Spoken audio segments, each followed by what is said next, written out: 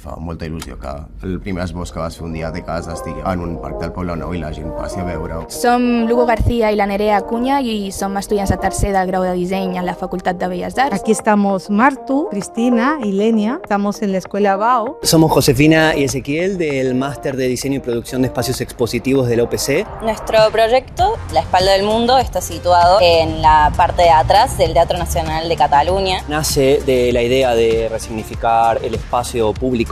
Una de las formas del público de apropiarse de este espacio es no solamente recorriendo la instalación, sino también se van a proyectar sus sombras en la pared del TNC, que para nosotros es esta espalda que nos da un poco el teatro.